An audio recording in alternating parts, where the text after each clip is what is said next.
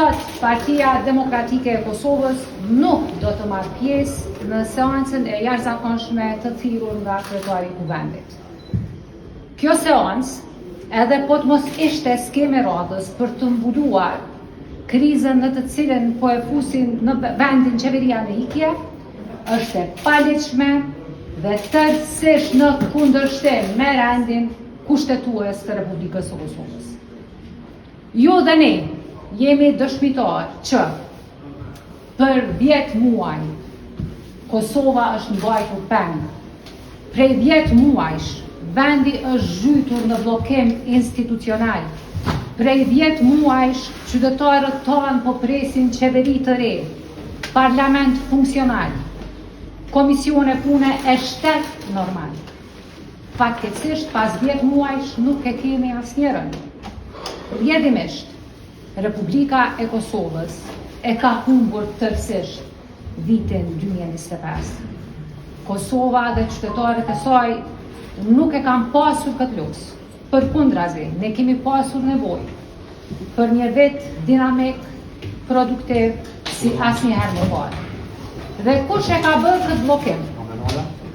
Partia që doli e para në zgjedhjet e nënshkrutit, e cila ka zgjedhur që ta përdorë rezultatin jo për të qeverisur, por për të zvarritur, për të manipuluar proceset dhe për të konsumuar çdo afat ligjor në mënyrë që t'i shmanget përgjegjësisë ndaj qytetarëve të Kosovës. E përsëris, kjo seancë që do të mbahet pas pak minutash është farsë, është trup politik, nuk është zgjidhje, është tentim për të mbuluar dështimin. Ajo që po shohim sot është e dukshme. Kur vjen puna për të formuar institucionet e për të kryer punë, kemi zvarritje, pasiguri dhe manipulim afatesh nga lëvizja vetëvendosje. Kur vjen puna për t'i ikur përgjegjësisë, nxitim i çuditshëm, madje duke shkelur rendin kushtetues. Dua të jemi qartë, PDK nuk do të jetë pjesë e një seance të paligjshme. Nuk do të bëhemi fasad për mbulimin e dështimeve, sepse kjo seancë nuk është thirrë për qytetarët, kjo seancë nuk është thirrë për të miratuar ligje, kjo seancë nuk është thirrë për komisione. Kjo seancë është thirrur për t'i shpëtuar fajit që një pushtet për 10 muaj rresht ka refuzuar të marrë vendime, ka refuzuar të ndërtoj dialog, të krijoj shumicë dhe të formoj qeveri. Thirrjet për të shkelur ligjin dhe kushtetutën nuk janë zgjidhje, as për vendin, as për kuvendin, as për demokracinë. Ato janë derë e hapur për kaos, janë precedent të rrezikshëm që dëmtojnë themelet e shtetit ligjor. PDK nuk do të bëhet pjesë e kësaj rruge. Ne jemi këtu për të mbrojtur rendin kushtetues, për të mbrojtur institucionet e Republikës, për të mbrojtur parimin se çdo vendim, pozitiv apo negativ, duhet marrë brenda ligjit, brenda afatit dhe brenda përgjegjësisë. Faleminderit shumë. Pyetja? Nëse po i referoheni RRT-s, ministri në ikje ka mundësi ligjore që të bëjë një gjë të tillë përmes rezervave shtetërore. Është vepruar edhe më herët. Çfarë po bën kjo kost politikanësh është shantazh publik.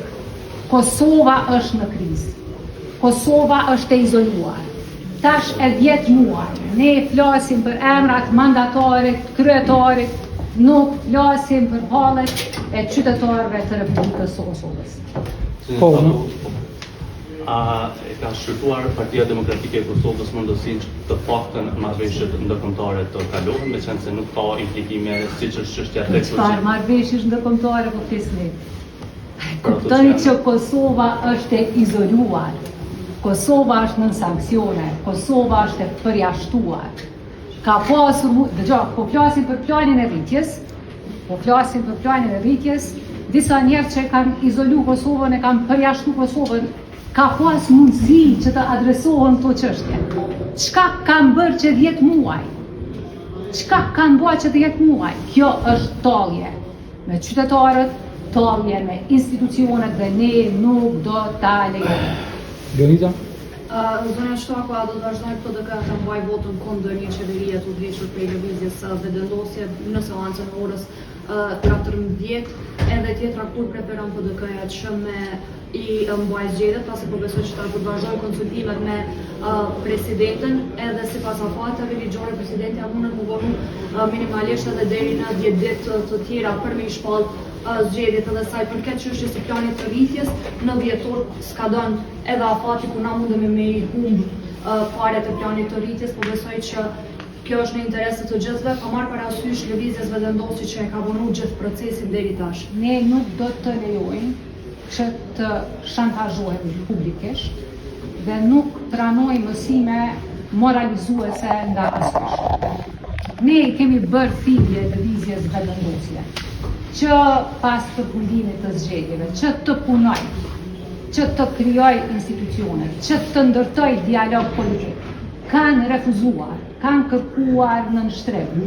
Ju po ju referojni një marrëveshje po Kosova çdo ditë për shkak të krizës, humb miliona euro. Dhe ju vetëm para. Ne kemi filluar të humbim seriozisht edhe kredibilitetin tonë si demokraci e re. Jo vetëm për shkak të mungesës së institucioneve, por edhe për shkak të deklarimeve publike ekstremisht të pamatura të krerëve të institucioneve të Republikës së Kosovës. Sa i përket votës për qeveri, PDK e ka bërë të qartë, nuk kemi votë për kurtin 3, as për zotin Konjufca. Zgjedhjet e reja duhet të mbahen sa më parë. E ftojmë presidentin Osmani që të mos zbarisë afate. Qytetarët ka nevojë për institucione, qytetarët ka nevojë për stabilitet, përgjegjësi edhe parashikueshmëri. Po, edhe pyetja e fundit, Zonja Shtakua, cilat janë arsyet që e konsideroni të paligjshme dhe në kundërshtim me rendin kushtetues këtë seancë, edhe a mundesh me na tregua jeni këtu paraprakisht prej grupit prej lëvizjes vendosje për diskutime për mbajtjen e kësaj seance? Gjatë Kushtetuta e Republikës së Kosovës është e qartë. Është shumë e qartë. Edhe rregulloria e punës së kuvendit është edhe më e qartë. Nuk mund të konstituohen komisionet pa u ditur kush është qeveria, kush është shumica, kush është pakica. Pas konstituimit të institucioneve, vetëm një pikë e rendit të ditës është e pranueshme. Vota për mandatorin. Dhe në seancën e dytë ne do të shkojmë dhe do të votojmë në fund. Nuk ka pasur as përpjekje më të vogël nga ana e lëvizjes vetëvendosje për të ndërtuar dialog politik. Dhe dialogun politik, lëvizja vetëvendosje e ka përjashtuar si instrument të politikbërjes.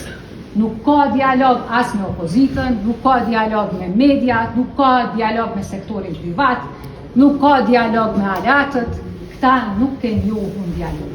Ta e njohin vetëm politikën e nënshtrimit dhe shantazhimit. E PDK as nuk nënshtrohet, as nuk shantazhohet. Zonja Shtakua, presidenti Osmani ka thënë që nuk ka ndonjë komplikim shkëlquni ju se përket pjesës ligjore dhe tha që kushdo që të ndryshë gënjen. Për një mënyrë ka një mesazh për gjithë opozitën, të cilët po thonë një mënyrë që po kundërshtohet, se keni parë këtë parë. Presidentja Osmani do duhet të ishte shumë më aktive në zhbllokimin e procesit e situatës politike në vend. Dhe ky angazhim do duhet të ishte serioz që nga dita e parë. Mirë po e përsëris, ne nuk dua ta komentoj kualifikimin e presidentës Osmani, por çfarë dua të them është që presidentja nuk do të humbë kohë, duhet t'i thrasë partitë politike dhe ta caktoj sa më parë datën e zgjedhjeve. Faleminderit.